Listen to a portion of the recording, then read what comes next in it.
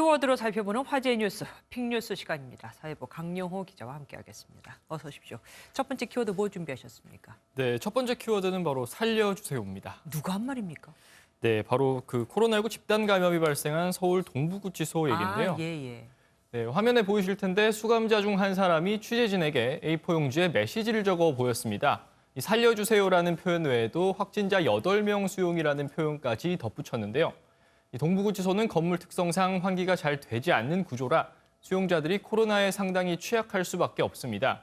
지금 보시는 사진이 동부구치소 모습인데요. 대개 구치소에 야외 운동장이 있는데 이 동부구치소는 이렇게 실내 운동장을 사용할 정도로 실내 생활 비중이 높습니다. 예. 동부구치소 관련 확진자는 지금까지 757명으로 오늘 첫 사망자까지 발생했습니다. 이 사망한 사람은 17년 전 있었던 굿모닝시티 분양 사기 사건의 주범이었던 윤창열 씨로 확인됐습니다. 윤 씨는 중증 혈액투석 환자로 코로나에 감염되자 지난 24일 형 집행정지로 출소해 생활치료센터에서 치료를 받아왔습니다. 정확한 사망 원인은 조사 중입니다. 동부구치소면은 법무부 관할 아닙니까? 네, 이 구치소 집단 감염 때문에 주목받는 인물이 바로 추미애 법무부 장관입니다. 이 추 장관은 오늘 오후 2시쯤 동부구치소를 방문해 30분가량 방역 상황을 점검하고 돌아갔습니다. 이 추 장관이 사의를 표명한 상태라 동부구치소 점검이 추 장관의 마지막 일정이 될 수 있다는 전망도 나옵니다. 그동안 추 장관은 동부구치소 방문 전까지 방역 상황에 대해서는 별다른 언급이 없었습니다. 대신 윤석열 검찰총장에 대해서 자신의 입장을 에둘러 나타냈습니다. 추 장관은 유튜브 채널에 민영배 더불어민주당 의원이 언론사에 기고한 칼럼을 공유했는데요. 그러면서 탄핵은 자연인 윤 총장에 대한 단죄가 아니라며 검찰 조직의 예봉을 꺾어야 나머지 과제들의 합리적, 효율적 배치가 가능하기 때문에 탄핵은 꼭 필요하다는 부분을 발췌해 적었습니다. 추 장관이 윤 총장과의 대결에서 완패했다는 말이 나오는 상황에서 윤 총장 탄핵에 동의하는 듯한 인상을 남겼습니다. 다시 동부구치소 얘기를 해보죠. 마스크도 지급이 제대로 안 됐다 이런 말이 있던데 맞습니까? 네, 아예 지급을 안 한 건 아닌데 동부구치소 수용자들에게 덴탈 마스크가 지급됐다고 합니다. 네. 그러다 확진자가 나오고 11월 30일부터 그 신입 수용자에게 KF80 이상 마스크를 지급했다고 하는데요.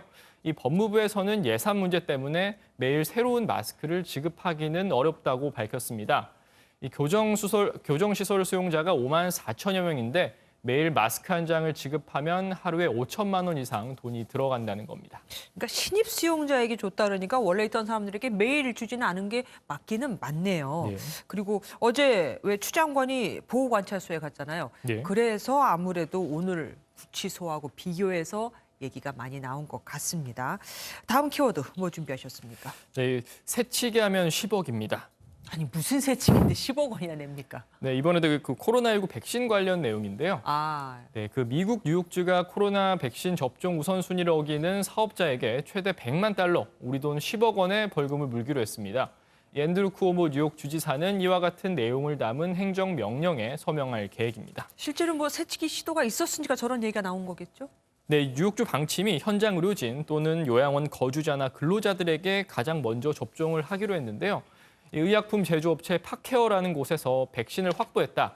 이 선착순 백신 접종 신청을 할 수 있다. 이런 광고를 냈다고 합니다. 네. 이 뉴욕주 정부는 이번 일을 굉장히 심각한 사안으로 보고 조사를 하고 있습니다.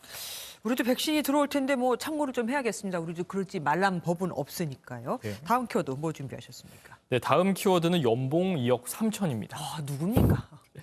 네, 이 주인공은 바로 문재인 대통령입니다. 네. 이 내년 공무원 월급 규정이 결정됐는데요. 이 내년 연봉으로 대통령은 2억 3,822만 7천 원, 국무총리는 1억 8,468만 5천 원을 받게 됐습니다. 이 원래 공무원 임금 체계로는 문 대통령이 내년에 2억 4천만 원을 받아야 하는데 이 어려운 경제 여건을 고려해서 일부를 반납하기로 했습니다. 이 문재인 대통령의 올해 연봉은 2억 3천만 원 조금 넘는 수준입니다. 예, 지금까지 사회부 강영호 기자와 함께했습니다. 고맙습니다.